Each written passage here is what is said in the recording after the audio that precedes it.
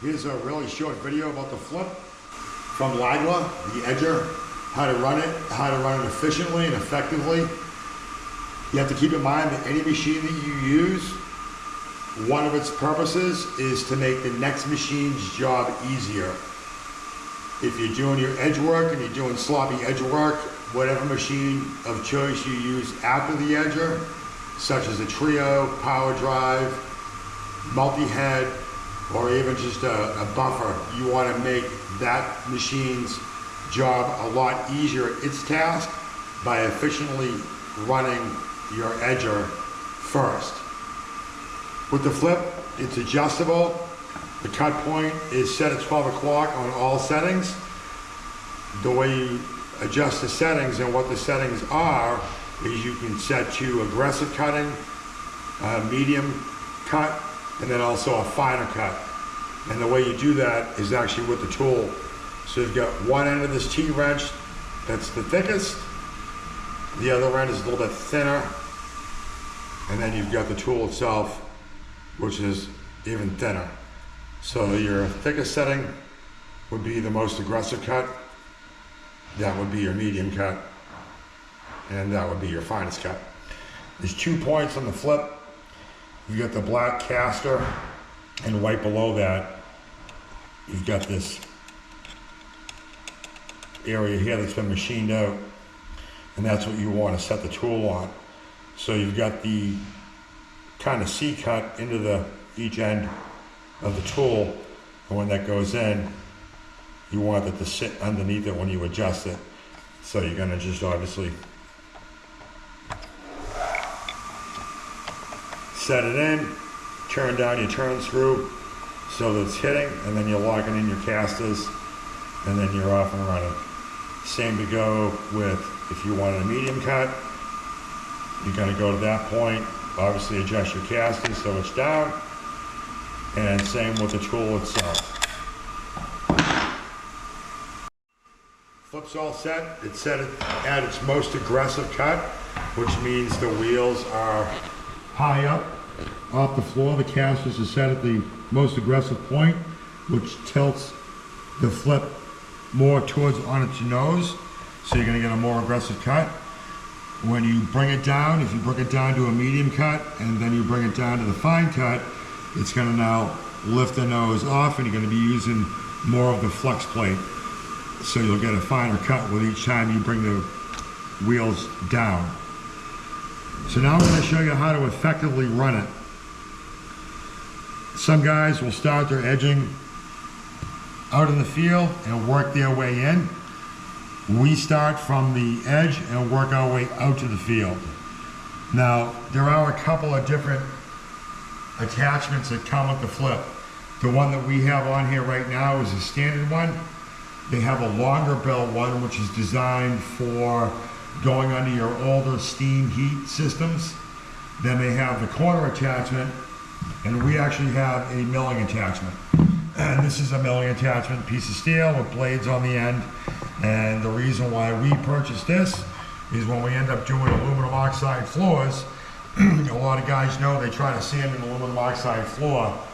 You'll have really good luck with the correct paper on your Hummel, on your Galaxy, on your Legend, whatever big machine you run. If you get the right paper, in the field, you're going to blast off the aluminum oxide with little to no issues. On the edges, however, you could use that same paper and get a different response. Reason being is because the machine's obviously not as heavy.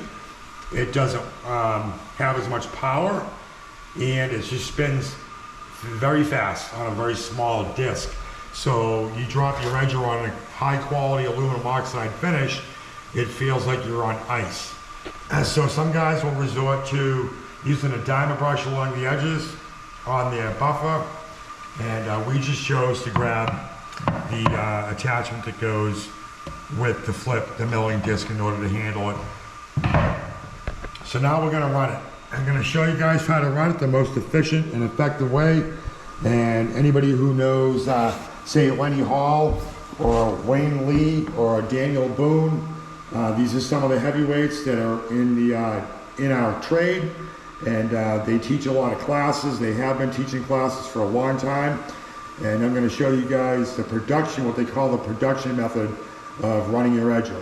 So what we're going to do, we're going to start out at the baseboard and work our way out into the field. We're going to make one run.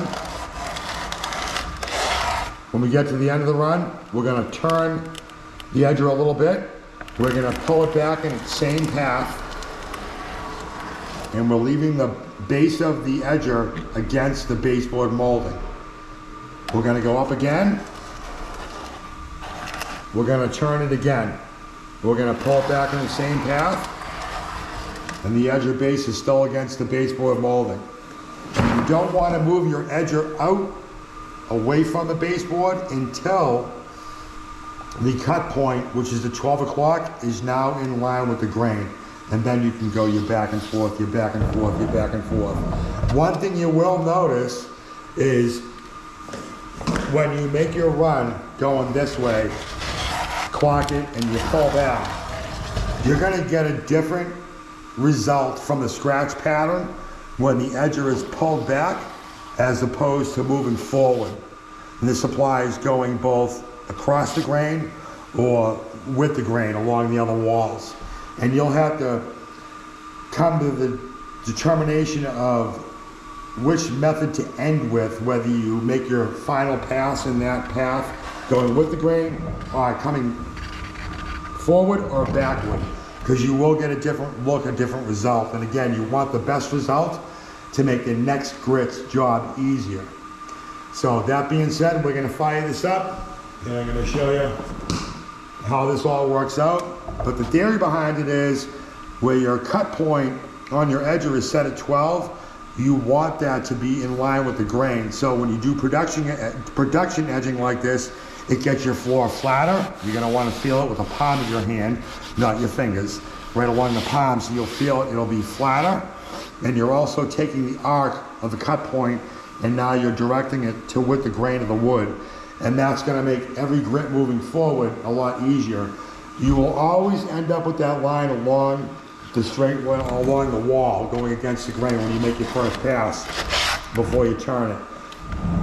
And that's just part of it. But if you don't run the edger correctly, you're going to have that line not only against the wall, but coming all the way out. And that's not what you want. You want the arc motion going with the grain.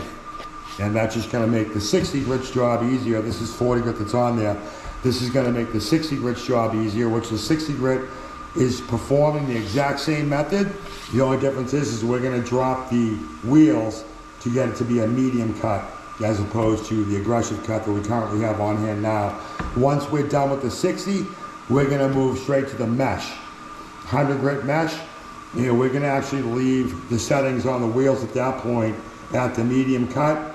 And we're going to run all three, the 40 grit, 60 grit, and the mesh in the same fashion that I'm showing you here. And you'll understand how quickly it goes, how quickly it gets the marks out, how quickly it finalizes the sand job in order to make your final machine, whether it be a trio again, or a power drive, or a buffer with a screen on it. It's going to make that machine's job that much easier.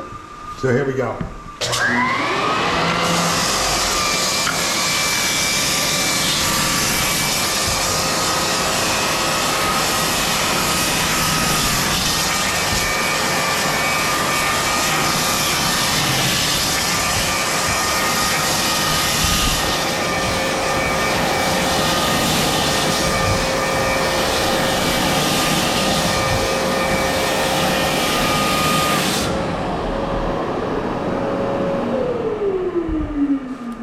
When we run our edger, we do not run it as if we're in a marathon, back and forth, back and forth, back and forth, covering the same spot multiple times. You have to think in theory of that when you run your big machine, you run it according to what finish is on the floor, what species it is, so on and so forth. But you run it at a pace, so you walk the machine at a pace in order to allow the machine to cut. These machines want to cut, let them cut. So when you run your edger, it shouldn't be any different. You shouldn't be buzzing up and down the floor in the same spot a couple hundred times. You want to just run it accordingly to what the species of the floor is and what's on there for a finish in order to get it off. So it's just, slower passes, but less passes. And that's a 40 grit cut scratch pattern. That's going over a milling disc, and a milling disc is rather brutal for a scratch pattern. And the floor is nice and flat the way it should be. All cuts are going to be run like that, 40, 60, and mesh. Okay, here's 60 grit on the flip, and here's how we handle the inside corners.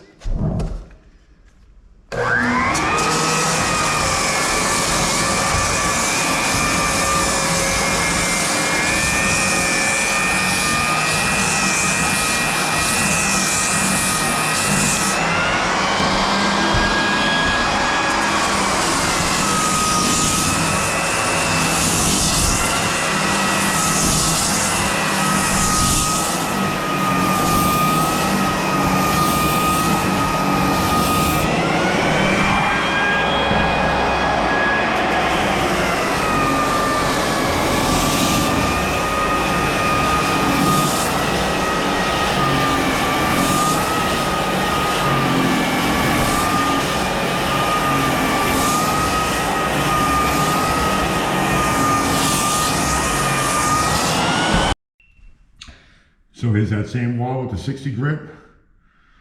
Looking for that line, right, that everybody has to get out with the pound sander, and it's gone. You can see the scratch pattern coming down. I'm turning the edge, but the line is gone. And that's just 60 grit. And we'll hit it tomorrow with the mesh, and that'll be it.